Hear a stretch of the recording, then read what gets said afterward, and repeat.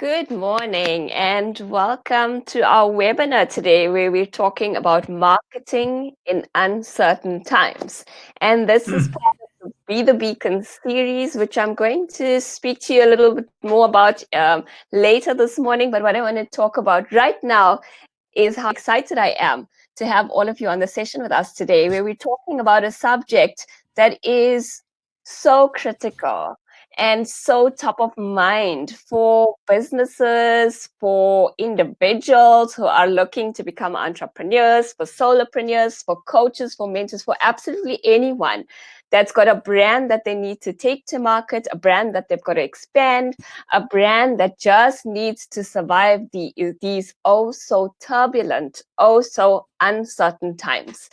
I'm Usha Maharaj and I'm hosting the session this morning, and I want to welcome all of you into the room. Before I go any further, please can you say that you're hearing me loud and clear? So pop a loud and clear into the chat box so I know that I'm not speaking to myself here.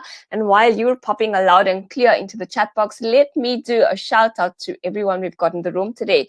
Well, not everyone, it's everyone that says hi. If you haven't said hi as yet and told us where you're joining us from, pop that into the chat box now. Matilda, welcome from Santon. Tara from Durban, good morning. Herman Smuts from Kempton Park, thanks for joining us. This morning, Samantha Sukraj from Durban, lovely to have you on the call today. Ilza from Lone Hill, welcome. And Bilal from Johannesburg. Yes, we're all keeping well, and I hope everyone's safe and sound during lockdown. Good to have you in the room today. Good morning, Johan. Hi, Karen from a cold Johannesburg. Good morning and welcome, Hans and Dickaleri. Really good to have you join us from Kempton Park, and I'm getting all of my loud and clears. Calvin's still trying to connect. Please hit the refresh button and hit the play button on your screen, and hopefully you'll be able to join us. We've got all of the loud and clears coming through. Welcome, Sipo. Great. Oh, and we've got someone joining us from Mauritius. Ariella, hope that you're safe and sound in Mauritius as well. Thanks for joining us from across the ocean. Good to have you in the room today. So today we're talking about marketing in uncertain times, and I'm really excited about being able to bring an expert into the room with us to share his insights and to actually just take us on a journey where he can unpack the things that we should be thinking about, steer us in the right direction, answer our questions, and really just provide some clarity and guidance. And clarity is something we're all looking for right now. I want to tell you quickly about Be the Beacon. Be the Beacon is a speaker spotlight series, and COVID-19 came, and I thought, oh my gosh, what can I do to serve at an even greater level? How can I help more people? And while I teach content, I teach and I train and I coach and I mentor, I really do specialize from a leadership and personal empowerment perspective. But right now we need leadership, we need personal empowerment, but we also need various other pieces of content that's going to help us get through these really challenging times ahead of us. And that's where Be the Beacon comes from. Be the Beacon's all about putting the spotlight on content specialists out there who aren't serving online as yet. And right now we need more people online. We need voices online. We need people serving our communities and creating as wide a reach as they possibly can. And Be the Beacon's just that. It's looking for speakers, it's creating a platform, it's holding their hands and supporting them to be able to come online and deliver content that can help a much wider community. And if you would like to be on Be the Beacon, featured as a speaker sometime in the future, go to the website, go to the link ushamaharaj.com/Be the Beacon, and I'll share that a little bit later as well. Go there, pop in there, and you'd be able to apply to join us. So we've got I'm getting comments that are saying, is there a video? I cannot see one. I can see there are slides on a screen, and there's audio. There's no video that's playing during the session. It's just slides that you should see a presentation up on your screen. And if you're seeing the slides, please just pop a yes so I know that you're seeing the slides as we run through them. And I know that you're hearing me loud and clear. So if you're seeing my slides, just pop a yes and I'll know that you're able to see the slides as well. So in terms of the Speaker Spotlight series, Be the Beacon. So we're looking for speakers who've got content to share, who are doing it now in a live environment, who want to move into an online platform and serve a wider community. Apply to join us. And I'm running the sessions, but importantly, and really importantly, we've got the Enshrine Learning Academy. And a lot of you signed up this morning for the webinar through the Enshrine Learning Academy as part of the Enshrine Placements community. The Enshrine Learning Academy, on which I'm one of their executive coaches, is really all about giving back and supporting and nurturing and growing. And through the Enshrine Learning Academy, we're going to promote the Be the Beacon speakers and allow speakers who have got potential, who've got great content to share, and who want to be featured in an online space. We'll provide an opportunity for those speakers to share, and we're going to hear from our first Be the Beacon speaker in a short while. So shout out to Enshrine Learning Academy, really charting the way forward in terms of developing, growing, and really uplifting and building a huge community. And for those of you who are joining here as part of the Enshrine Learning Academy, please just keep supporting them and helping us to grow the brand from strength to strength. I'm Usha Maharaj. For those of you who don't know me, I'm a speaker, mentor, coach, and facilitator, completely passionate about women empowerment and human potential. And COVID-19's done a lot of things to a lot of people, but what it's done to me is it pretty much stopped me from sleeping very much. So I spend huge amounts of hours in front of my computer and my laptop just thinking about how can I serve better? How can I increase my reach? How can I create greater impact? And there are three things that have really shone through this COVID-19 period that I want to just quickly tell you about right now. The first is the Leadership Evolution Masterclass, which is a woman empowerment program. And for the first time ever, I'm going to be running that online so that we can really increase accessibility to the program, and we've made it hugely affordable as well. I'll pop a link in. I'm running a masterclass next week to tell you more about that. The second thing we're doing is running free webinars and training. Since we went into COVID-19, I've already run, I think, 7 or 8 or 9 webinars and Zoom sessions, and really just created greater opportunities for larger groups of people to come together, to learn, to share, to connect, and just to help us all get through COVID-19 a little bit better. And the last thing that I got started also from a human potential perspective is Be the Beacon. And I've told you about Be the Beacon, and we're going to meet our first speaker on the Be the Beacon show, and that is Bernard Janssen, who is a marketing consultant and founder of Fire Juice. Bernard is often found sharing on LinkedIn, and that's where I really engaged with him for the first time, sharing content that will help entrepreneurs do better marketing. So he's completely passionate about helping entrepreneurs with their marketing strategies and marketing plans. And today, I think he's going to be able to help you to maybe think differently, maybe think broader, maybe even just shift the context and the lens through which you're looking at marketing, and to really just get the level of thinking going up. I think Bernard's getting all excited and wants to get going because I can hear him umming and ahhing in the background. Yes. So let's just to help Bernard out, let's get a sense of who we've got in the room today. So won't you just pop a note into the chat box? Tell us, are you an entrepreneur? What is the context with which you're joining this marketing session this morning? So today we're talking about marketing in uncertain times. What do you want to get out of the session this morning? What is the biggest challenge you're facing? Are you currently employed and you're looking to become an entrepreneur? So marketing something you need to think about. Are you running a business and you need to reframe how you're marketing in your business? What is it that you're looking to get out of the session this morning? And let's just pop it into the chat box so that we can get Bernard already thinking about how he's going to serve all of us a lot better. And from my perspective, I mean, I'm an entrepreneur. I run my own business. I'm in the services industry. I'm really excited to see what Bernard's going to throw out there that's going to help me as an entrepreneur who's running a services business, who focused largely on live engagement and now is working very much in an online platform. So let's see what sort of tips and tools and strategies are going to be thrown around that I can take and use in my business as well. Herman's starting up a new business. I've been recently retrenched. Herman, I am so sorry to hear that. And that is just a pain that so many South Africans are going through right now. In fact, not just South Africans, globally, we're seeing a lot of people sorely impacted by the coronavirus and COVID-19. But let's hope that what you get out of this morning will actually create really strong foundation, because with any business, if we're not able to market it, there's no way we can make sales. So it's really one of those number one areas and priorities we should be focusing on. So if any of you are in the room and you're wanting to get specific content out of the session this morning, please pop it into the room. Tell us the context with which you're joining and what you want to get out from marketing in uncertain times. I mean, is it for your business? Is it for yourself? We've got Onwal, who's an entrepreneur who's just starting out and wants to learn more about marketing a small business. We've got a franchise owner, Anelli, in the room in the services industry looking to connect with customers in the community.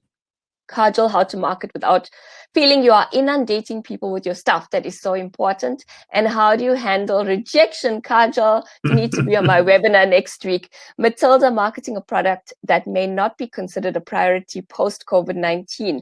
We're a natural stone company that supplies imported natural stone from Namibia and abroad. Bernard, you've got really a diverse group of people in the room today, and I'm sure there's going to be more comments coming through. And I am so looking forward to how you're going to take us through marketing your business in an uncertain time. And on that note, Bernard, I am very ready to stop speaking and to allow you to take the floor and to just start sharing all of the golden nuggets that you're about to leave us with in the room this morning. So Bernard, on that note, over to you. Thank you so much, Usha. Thanks for this opportunity. Thanks for putting it all together. I'm amazed at your passion and your drive and the good stuff you're doing. So, yeah, thank you very much for... I didn't know I'm the first one on this Be the Beacon series, so I'm no pressure there. But... yeah, I mean, I guess this is all about let's talk marketing, you know, and it is such a dynamic subject. The topic today is marketing your business in time of uncertainty. And the first thing I guess I want to say right up front is that there's no silver bullet here. There's no one thing that you must do, and if you do that, then the work comes streaming in. Marketing is a human science at the end of the day, and it's about really connecting with people, connecting with their needs, connecting with how they see value, in what you do, in how you offer it.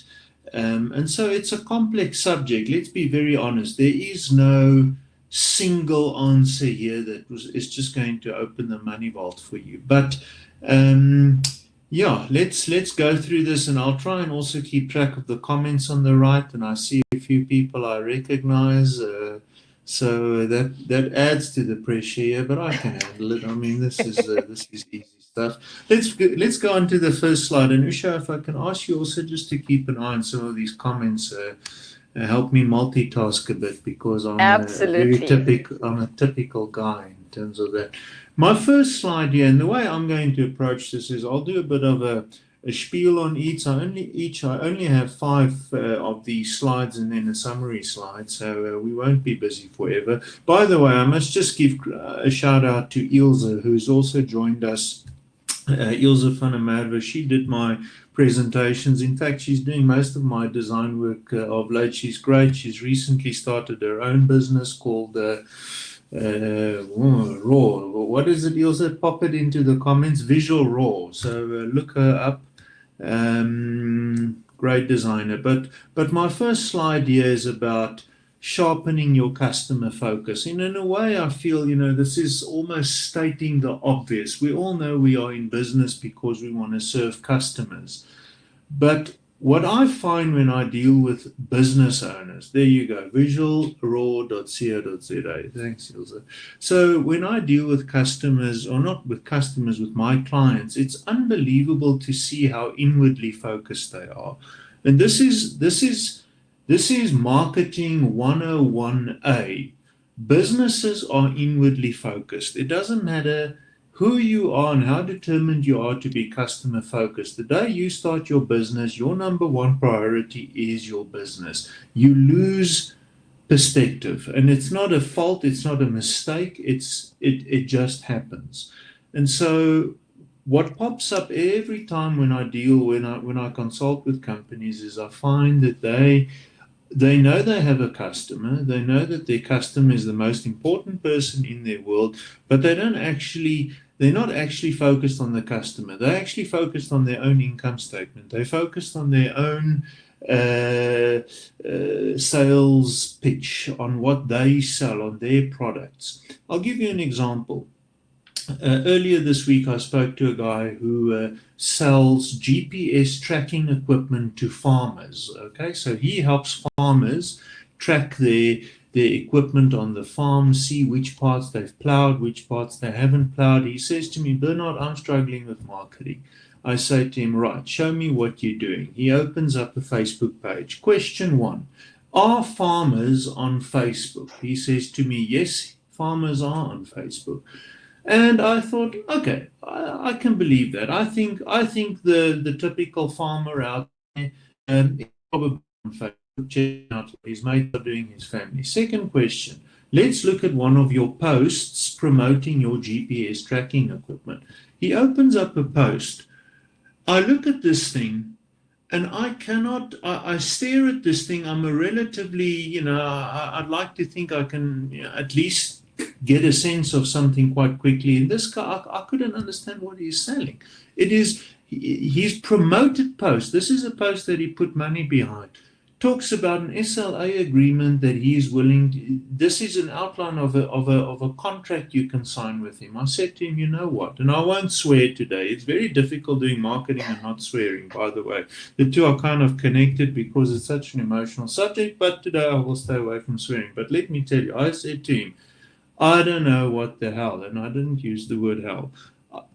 I don't know what you are telling me here. I can't make head or tails of what you are posting. So, sharpening your customer focus is about actually going outside and looking inside and criticizing yourself. It's saying, if somebody sees what I'm posting, what I'm saying, how my website looks like, page one, page two, page three, will they actually know what I'm selling?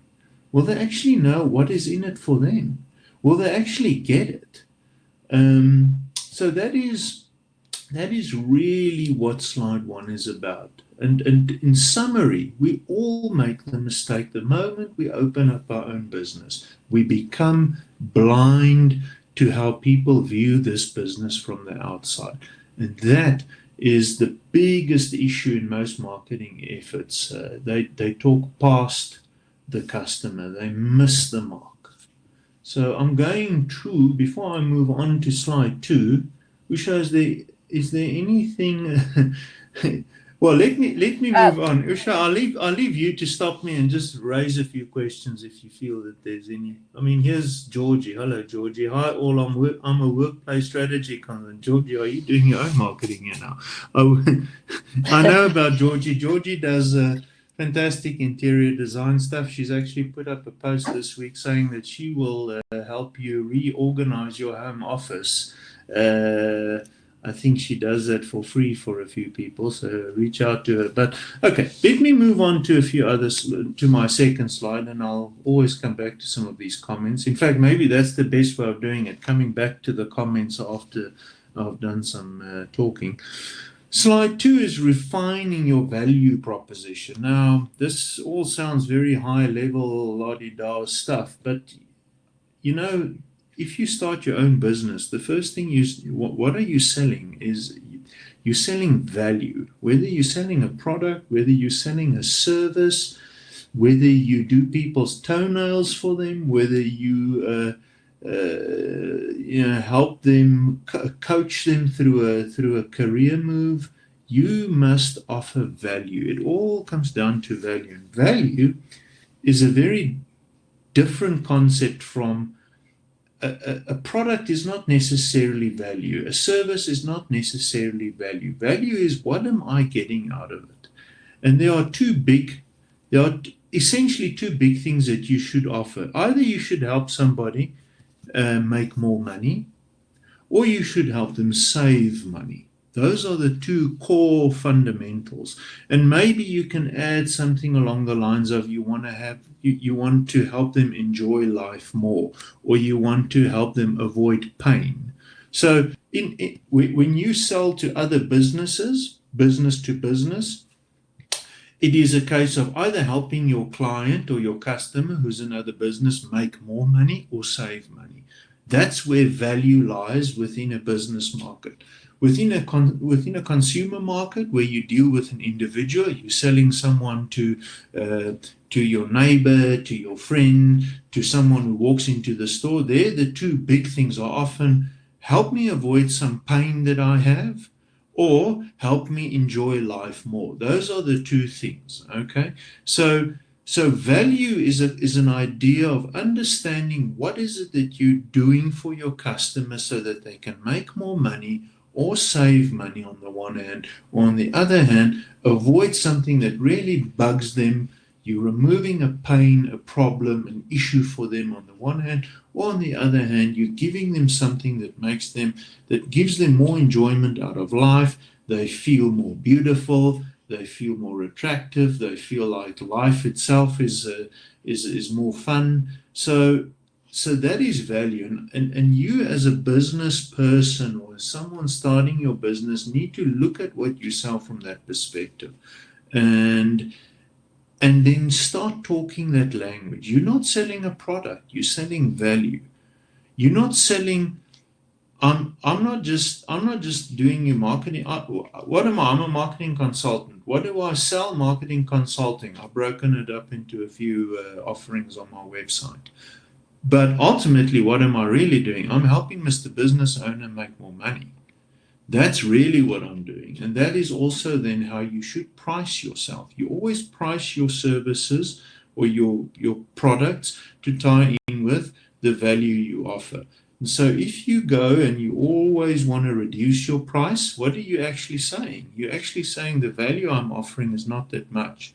So you've got to be very careful to discount what you do. You've got to, the idea of selling cheap, being cheaper, bringing your price down, it always ties in with, oh, okay, wait a minute. Does that mean you're not offering me so much value? Price uh, is one of the, you may have heard of the 4 P's of marketing: price, product, placement, and promotion. Price is a marketing tool. If your price is low, you're saying to people something. You're telling them that my price is low because my value is low.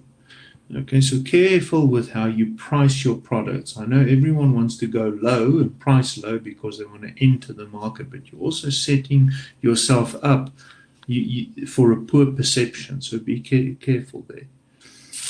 Okay, again, I'll go through some of these comments right at the end, but I'm going to go on to my next slide, slide number 3, and then we can really go into a bit of a discussion after these.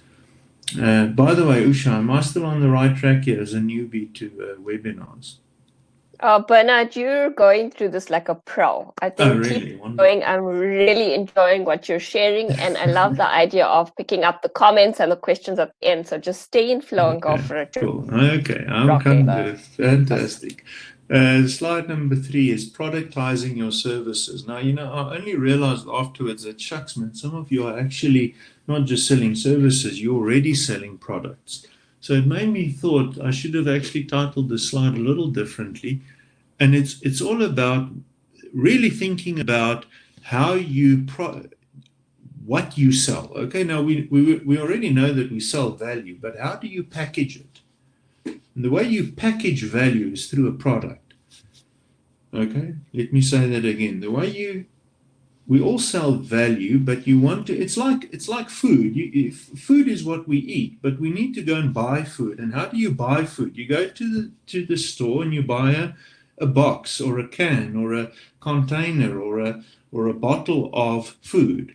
Okay, that bottle, that pack is where the value goes in, the content, the food, the drink, whatever. And so the way to make money is to package your value. and the way you package your value is through products. And the reason for saying productize your services, often people offer a service. I know Georgie, for example, offers a service. She'll make your home office look pretty. That's a service. Ilse offers a service as a graphic designer. Who else did I recognize here? I recognize Tabu here. Tabu does energy. He That's more a product, I'm assuming. Tabu, he's selling Kajal. I think, if I remember correctly, you in fashion these days. You can correct me if I'm wrong.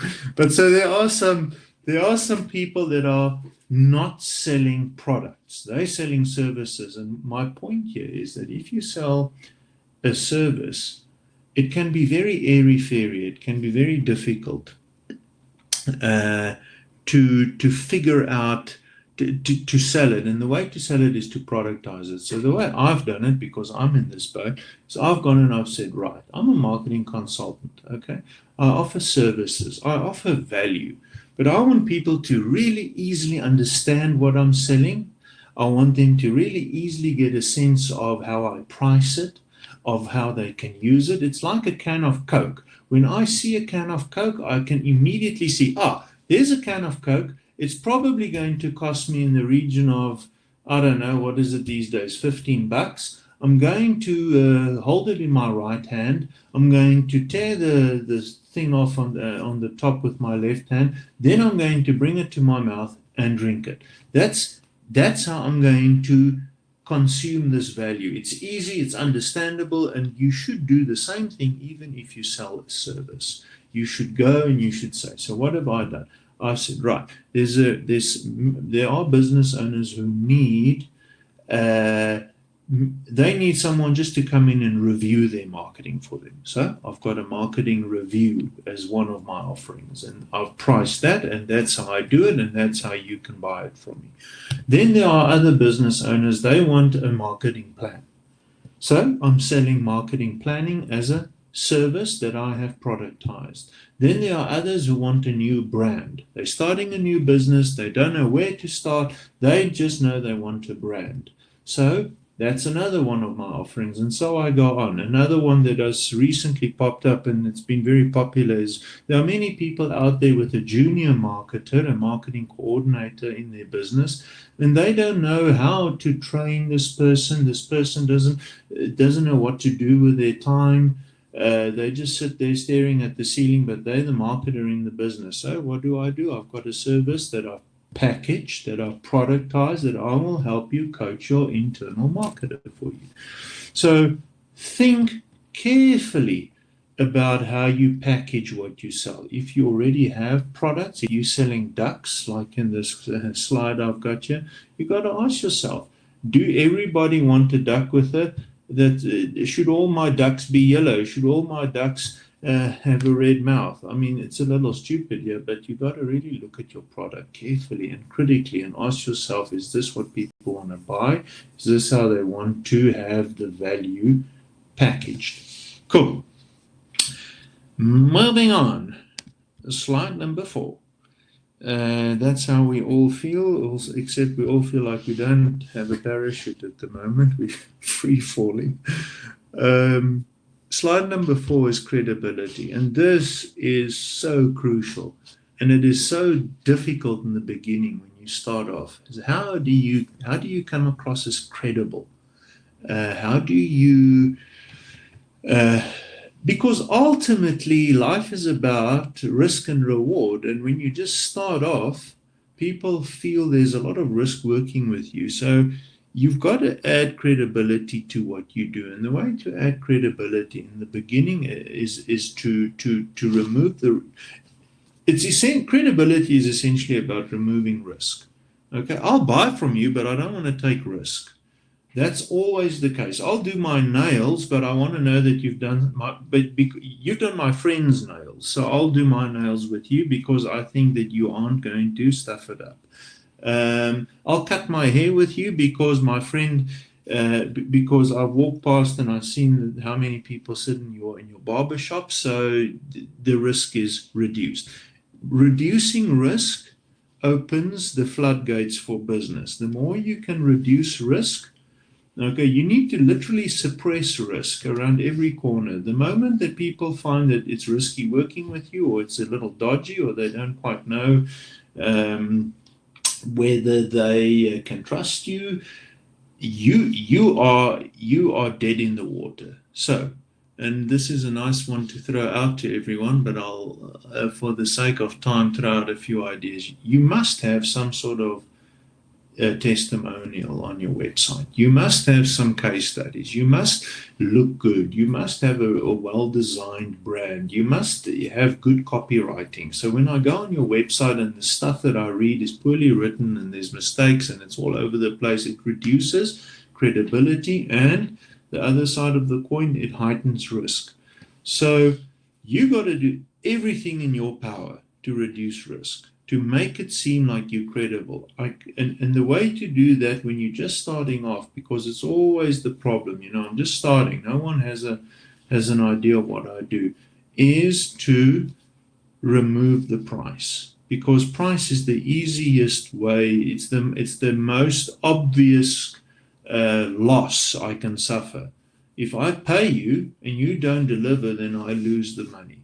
So what should you do right in the beginning? Right in the beginning, you shouldn't reduce your price. Why not? Because I said earlier, if you reduce your price, it's a reflection on your value being low. What you should do is remove your price. No, no, Mr. Klein, I'm not going to charge you for this. I know it's very valuable, but I'm going to do this for free. And in exchange for that, I want I want a case study from you. I want a testimonial from you. I want to use you to help me get more business. So you don't get your first client by going in cheap. You get your first client or customer by going in free. Now there's no connection with your value. Your value is being seen as a gift, not as being reduced in value, if I'm making sense. Very important. And then what you do is you use those first examples as a way, or if you don't go in free, you do go in cheaper, but you make sure the other person know this is not your cheap rate. This is your massively reduced rate because you want a testimonial from them and they're the first person to do it. Or you must give them a very, very clear indication that if what you do is a massive mess or the product that you sell is a total disaster, you will take it back and give them their money back. So that is the idea of um,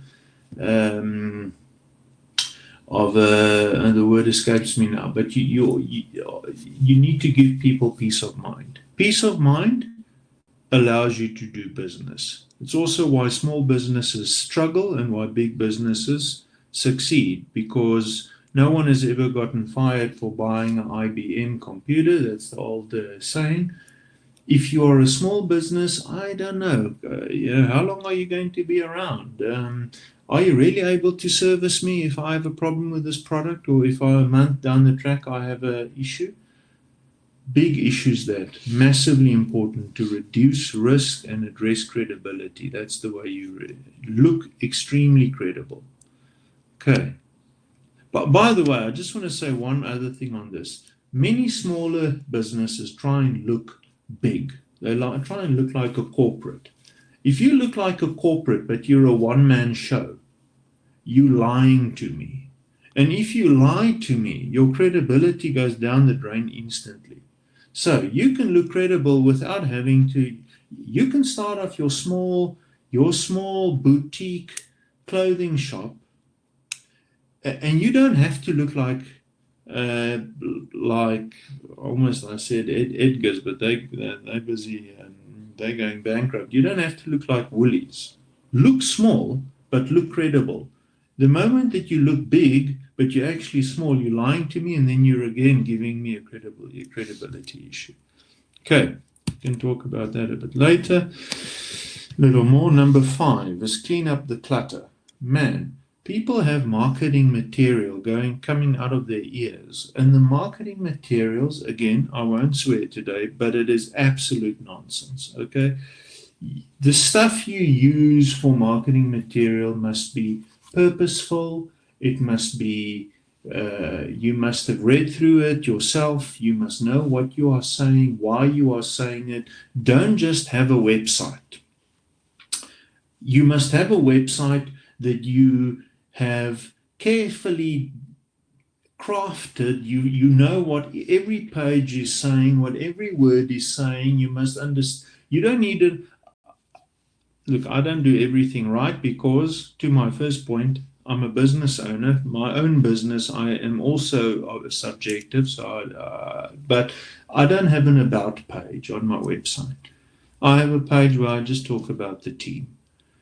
So don't just do things. Don't just have marketing. Oh, I need a brochure because everybody has a brochure. I need to have an Instagram, Facebook page, LinkedIn page, and Twitter page. Why? Because everybody has that. And those are all the platforms that people use. No, you got to think about it. You got to think, but why do I have an Instagram page? What is it that I want to say there? Uh, should I just post the COVID-19, oh, we are open during this time and we feel so sorry for the world post? No, think about it. Is that post really going to add to your brand? Is that post really important? People feel that they find that marketing doesn't work. The reason marketing often doesn't work is because people are posting crap out there. They're marketing their websites, their brochures, the stuff they post, the way they look.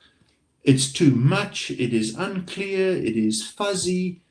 Marketing is about being super clear. You know what? The first thing I look when I see a website and I see these scrolling banners at the top,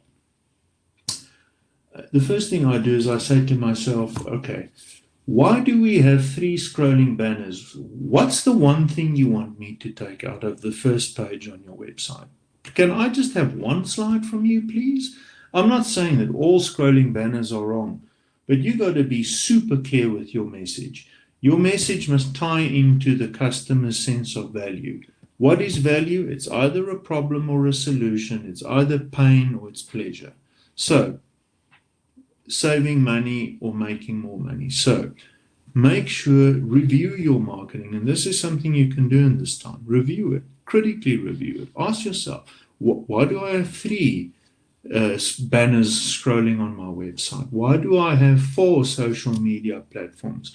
Why did I post that thing last week? Did I just post it because I got a cold sweat in the middle of the night that I haven't been posting for 2 weeks?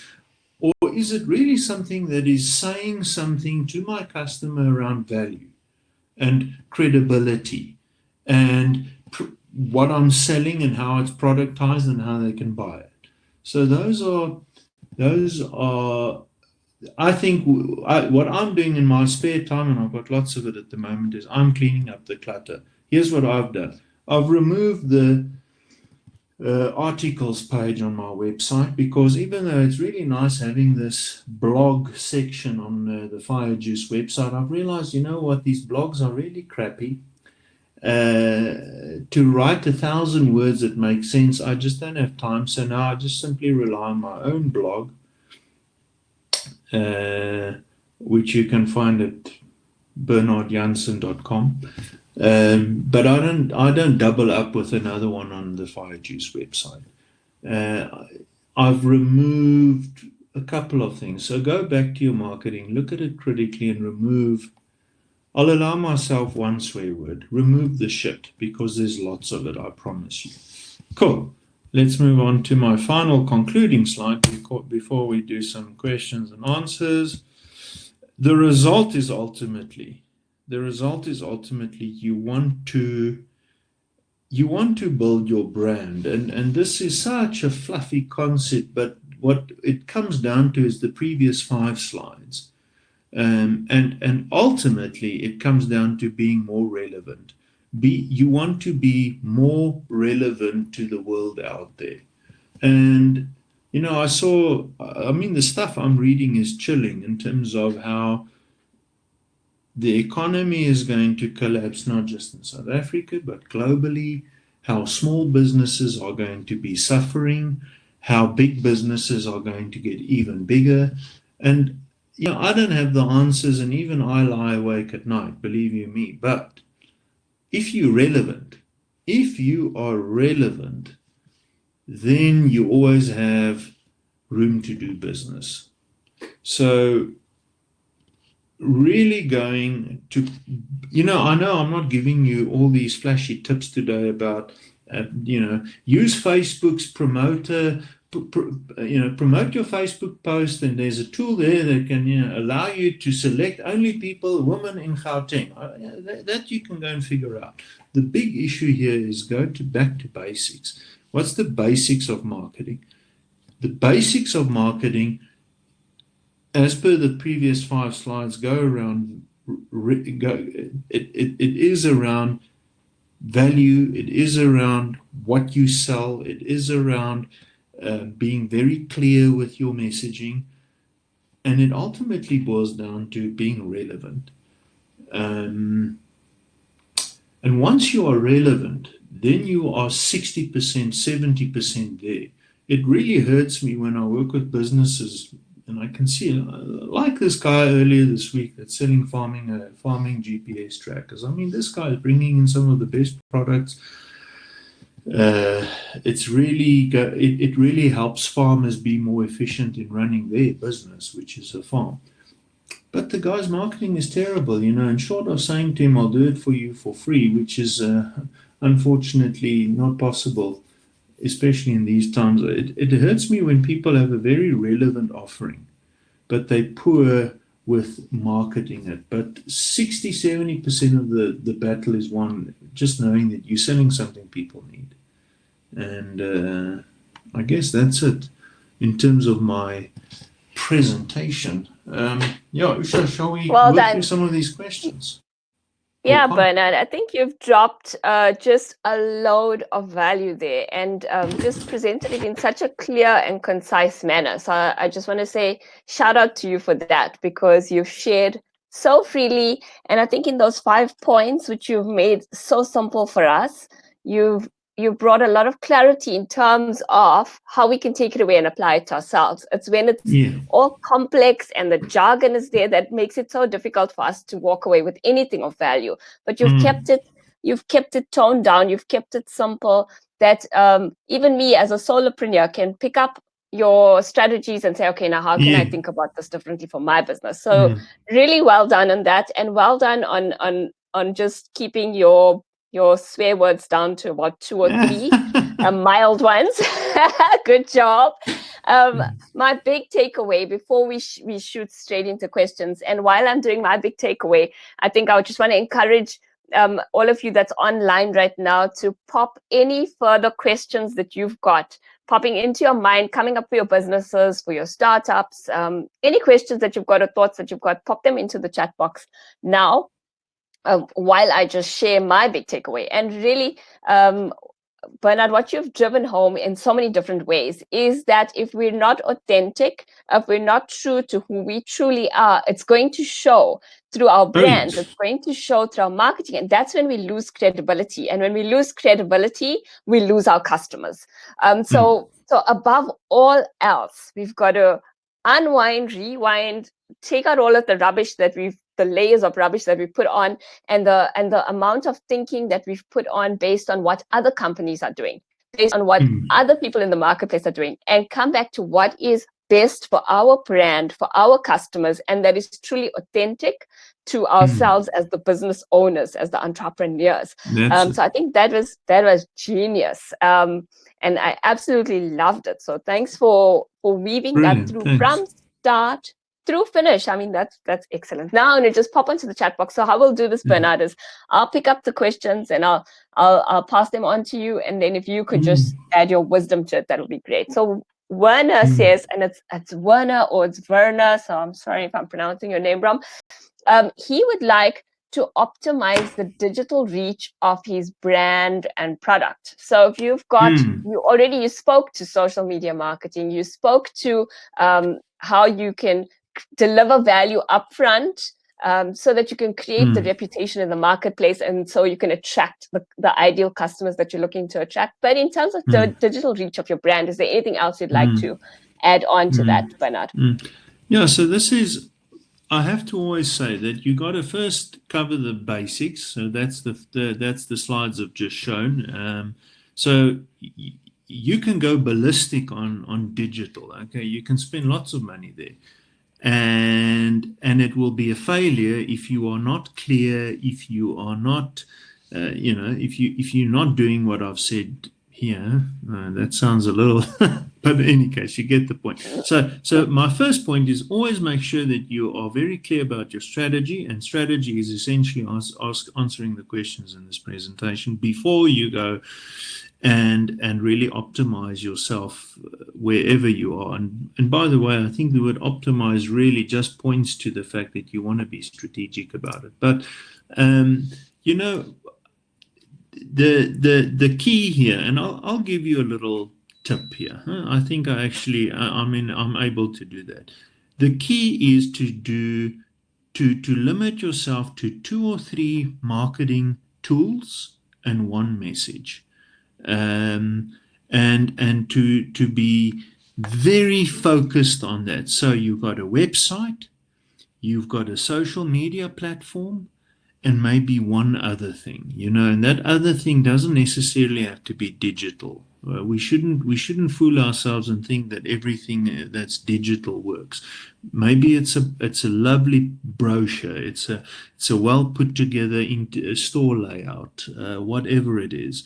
But limit yourself to 3 marketing platforms, one clear message. My message is I help small and medium-sized companies do better marketing. That's my message, and you need to punt that one message over your 2 or 3 marketing channels, and it should come across consistent and almost to the point of boredom.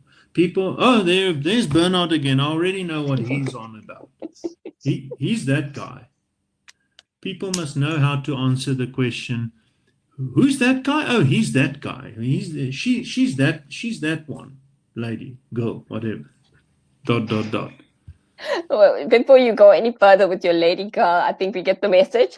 You're almost gonna Woman. unwind all the good you've just. Yes, thank you very much. We're almost going to unwind all the good that you've just delivered. So thank you for that. And Nelly Basson, franchise owner in a service industry looking to connect with customers in our community. I think that the tips that you've just shared, Bernard, really do also talk to this is the 2 3 marketing tools, the one clear message, it's the connection. So understand your market, understand where you can connect with them, and then get out there and take And the get the action. feedback. People, this cliche around data, or, look at the data, but essentially you need to look at the feedback. So if you do this one message over 3 marketing platforms, are you getting feedback?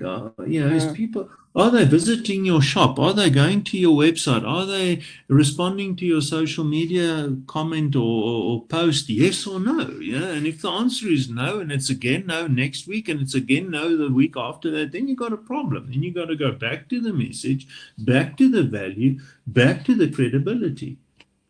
That's brilliant. So we're in a cycle here. Let's not fool ourselves into thinking that we've chosen the 2 to 3 marketing tools, we've got our clear message, and now we're done.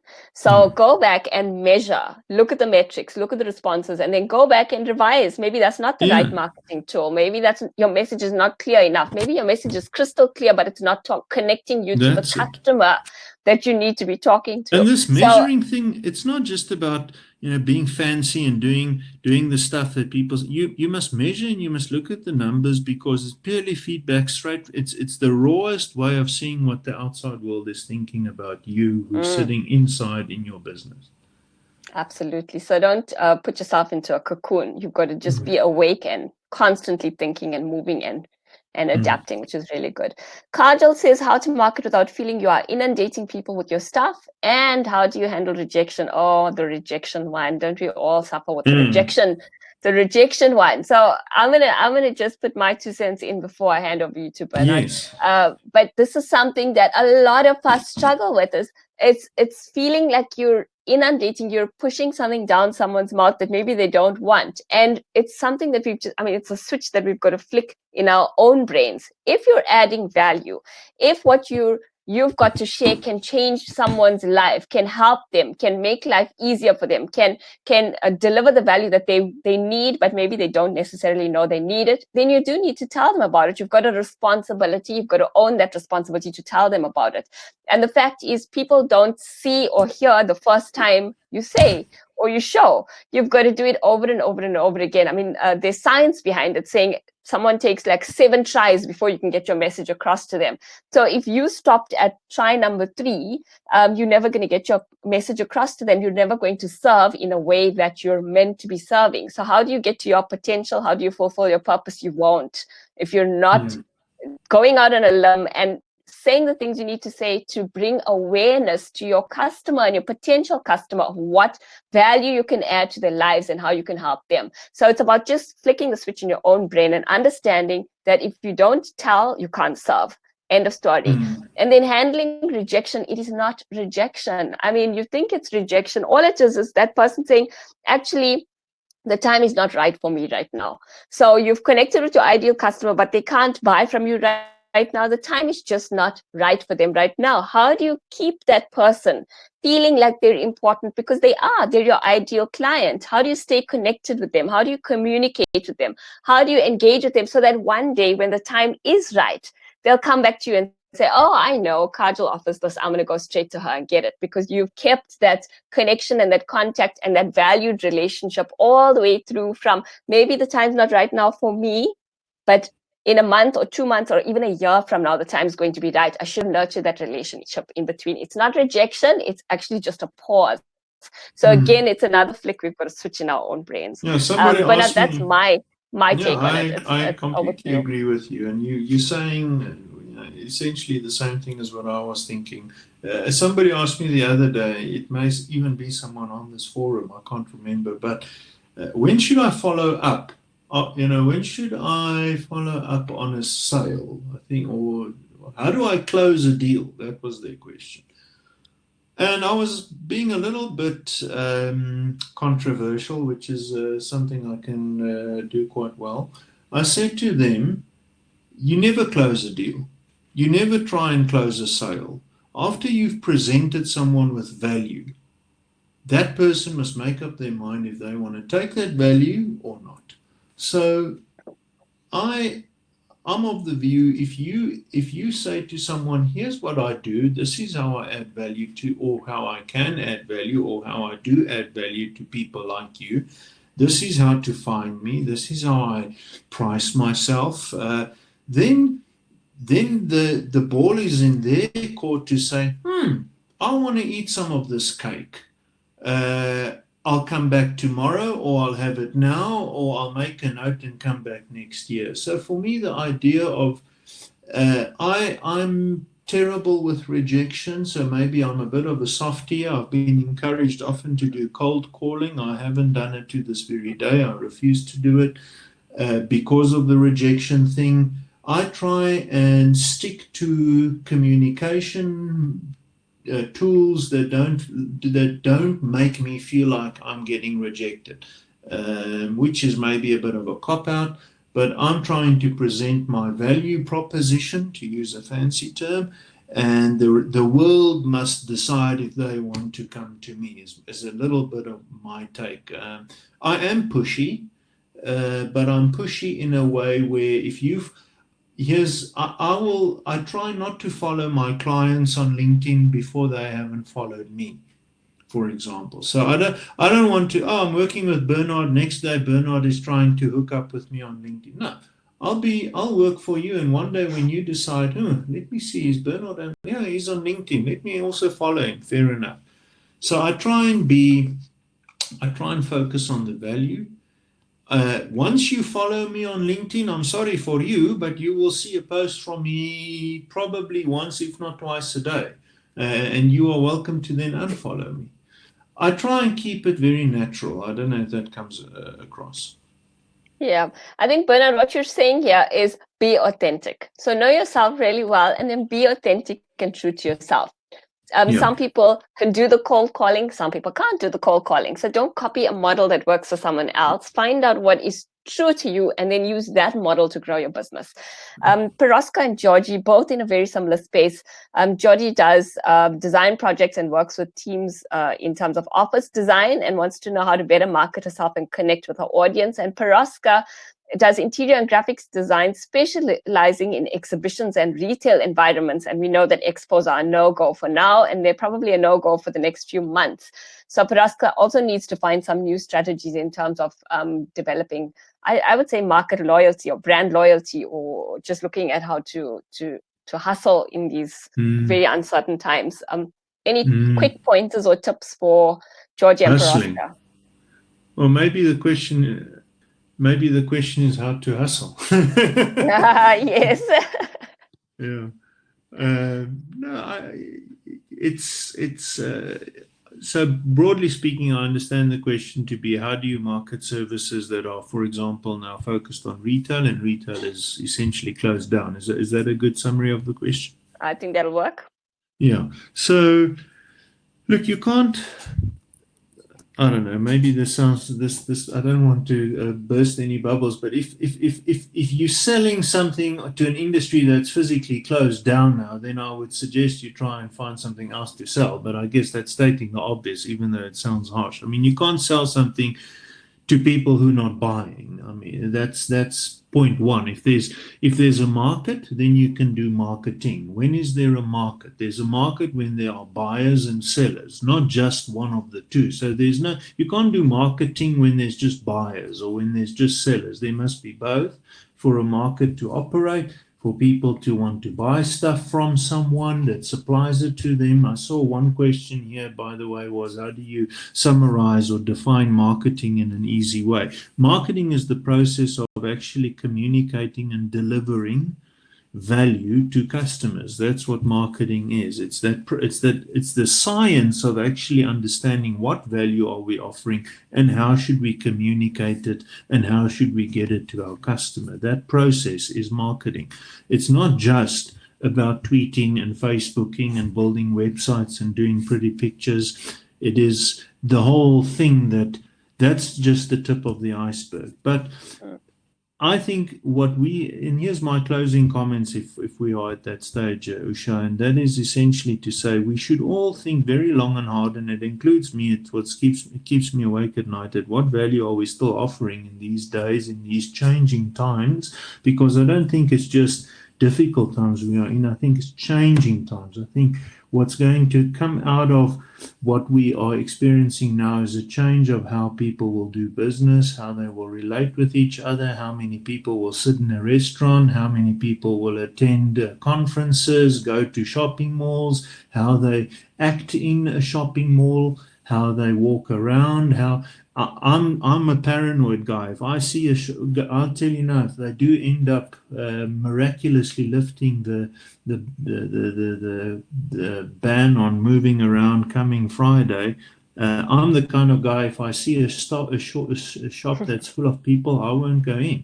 So we must all really go back to basics. Question: what are we offering? Is there still a market for it? Is the value still being seen? And then how do we simplify what we tell the world out there consistently in a way that they will want to come buy it from us? Back to basics. Back to basics. Absolutely, Bernard. And I think to Paraska, who's really, you're not alone when it comes to exhibitions and retail environments. It's going back and saying, what was the need for my customers in the first place? Why were they exhibiting in the exhibitions and the retail environments? And you're going to find that there are a lot of opportunities now to create online environments where people are networking and you're connecting businesses to their ideal customers. And if you were serving in that industry, it's about going back and saying, okay, how has that need changed? How can I evolve, even if it's evolving for the next 6 months? And then I can go back to the old way of doing things as soon as the world goes back to normal. But we've got to then just stay up to date, look at what's relevant. I mean, look at a simple case like someone like myself who does live training sessions, who's doing everything now in an online environment. It's about evolving to the needs of your market at that point in time. And I think if all of us can just constantly look at what is the need of my customer now in this new world, and then let me try and evolve in order to fulfill that need. Bernard Herman would like you to repeat the 4 Ps. So if you can do that really quickly, that would be Okay. great. Pricing. So what is the price of your product? The other one is product. That's another P. Placement. So how do you sell it? Where do you sell it? How do you distribute it? How do you get it to the customer? So that's placement. And then promotion is how do you actually promote it, market it. This is the part that everybody knows marketing to be. Everybody knows marketing is about promotions. They don't realize marketing is also about price. Well, my price says something about me. It also says placement. How I sell, where I sell, says something about my product. And then product being the basic, the fundamental core of it all. How does my product look like? How do I package it? What function? How does it taste? How does it look? How does it that kind of thing. Excellent. Thanks, Bernard. Herman, you're saying you're sending out business profiles to construction companies while we're in lockdown. I think it's all about engaging your ideal market. Construction's going to start up again. It might not start up in the next month. We don't know when it's going to start up, but it's definitely going to. It's a vital. It's a core function in the country. Run a test, so you can do that, but don't send it to all 100 construction people on your email list. Send it to 10 and see if any one of them respond. Don't do marketing without knowing what response you want from it. You must always, okay, I'm going to send emails to construction companies. Great idea. I'm going to end my email with a question, always allow yourself an opportunity to see, is what I'm doing working before you scale it? Absolutely. And Herman, something else. That's just great insights there from Bernard. You're doing health and safety work in the with construction companies. How can you serve them now? You're going to find that the construction companies are not working. So the guys who are tasked with taking care of health and safety have got time on their hands to actually think about what they could be doing in the future. What could you then do now to start speaking to them and sharing content, information to help them to think differently, so that when business goes back to usual, you've positioned then. You've added so much value now, they're bound to come to you for whatever services they need going forward. And I think on that note, I am going to wrap up the questions. There's been such fabulous discussion, and I think we could go on for a while to come. But unfortunately, all good things do need to come to an end. And so I'm going to move to close off today's session. And while I'm doing that, I'm going to invite you to put in your closing comments in the chat box. So if you found value in the session, tell us what value you found. If this is going to help in shifting your thinking, tell us how it's helped you shifting your thinking. And one of the comments coming through is great content, Bernard, delivered in a Paka South African style. I love that. Words like that only exist in South Africa. Let's use it. And thank you very much, Usha. So that's bringing us toward the end of our Marketing Your Business. Can we share the presentation with them, Usha? How does that work or not? So what happens after this is everyone that signed up for the webinar will get a link, and you'll go and be able to rewatch the entire webinar replay, and you'll be able to make your notes and go back to it, and you'll be able to connect with Bernard through all of his links that he shared through his blog, through his website, and on LinkedIn, where he's sharing constantly, like twice a day. He might overwhelm you with his sharing, but I don't think so. I've enjoyed reading his content, and that's why he's on the show this morning. So that's the other place that you can follow up with what you've learned in the session here today. So Bernard, this is how people can get in touch with you, and I'm hoping that everyone in the room this morning reaches out with whatever they might need and connects with you on LinkedIn and pops you comments on your articles and questions on those articles. And that's really fabulous. But I want to put you on the spot right now. And I hope you don't mind, because we didn't discuss this up front. But while you were chatting, you said, I've got lots of time and I'm clearing up the clutter and I'm doing a whole bunch of stuff to just position myself for when I don't have any time anymore. So since you've got time on your hand, Bernard, can Mm. I ask to take 1 hour of your time and offer it up to someone that's on the call right now? So if you're on the Mm. call right now and would like to have a one-on-one, maybe Zoom session with Bernard, talk strategy, marketing, all things marketing with regards to your business or your idea. And Bernard, will you be willing to share an hour and your great thinking Yes, around marketing? yes, Excellent. yes. So if you're on the Lot of, call right in now fact, and would until the love, end of April, Usha, I'm helping as many people as I can. I've oh, already done a beautiful. few, and they also some of them are actually on our session. So email me, and I'll gladly help with a Zoom call.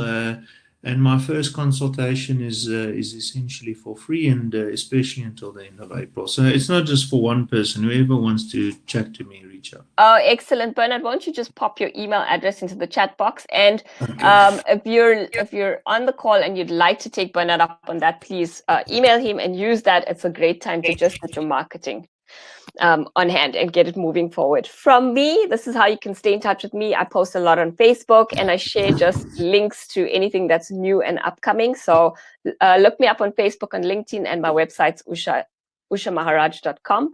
Enshrine Learning Academy, there will be emails coming out. They've got a whole series of sessions planned for next week as well. But if you'd like to know any more about the Enshrine Learning Academy, it's enshrineplacements.com/the-enshrine-learning-academy. All of this is going to be on the webinar when it comes out with the replay. So you'll be able to just look up those links as well. And finally, this was the first of the Be the Beacon Speaker Spotlight series. If you have content that you think the world needs to hear and you've never been exposed to sharing that online and would love to be our next Bernard on the show, then please head across to this website, ushamaharaj.com/be the beacon, and click on the apply now and send me an email. Tell me why we should have you on the show and what value you could bring to the community, how you could share some sort of information that's going to uplift the people around you or the community that you'll be attracting. So if you'd like to be the next speaker on the Spotlight series, Be the Beacon, reach out and let's see how we can help you there. And finally, I've got a webinar running next week. So for anyone that says rejection is something I'm dealing with or I struggle to handle, if you don't know what the true value is that you're pushing out into the world, if you don't know how to connect that value to people and connect your messaging to people, then, and most importantly, if you are a woman, because this one's for women only, it's a masterclass on how to connect to your inner Wonder Woman and crush the barriers keeping you from your best life. The session's on Thursday next week. The link will also go out in the email. So if you'd like to join me on that session, please do. As always, we just share tons and tons of value on these webinars. And on that note, that brings us to the end of the webinar, Marketing in Uncertain Times, the first of our Be the Beacon Speaker Spotlight series Brilliant. with Bernard Janssen as our guest today. If you enjoyed, please pop a comment into the chat box so we know that we want to bring these to you more often. Give us a shout out. Let us know what you got out of the session. And from our side, from Bernard, myself, and the Enshrine Learning Academy, I want to thank each and every one of you for joining us this morning, because without you, we'd be talking to ourselves, and that wouldn't be exciting at all. We love to add value, but we love to add value to real human beings on the other side. So from my side, thank you very much for joining us. We look forward to seeing you on the next webinar. Stay safe, stay healthy, stay indoors, and we wish you all of the very best through lockdown and in your businesses for a long time thereafter. Bernard, would you like to do a final No, I goodbye just want to to... say thanks, Usha, and keep safe, everyone. Excellent. Thank you very much. On that note, we're going to be signing out Bye. now. Thanks for joining us. Cheers, everybody. Goodbye.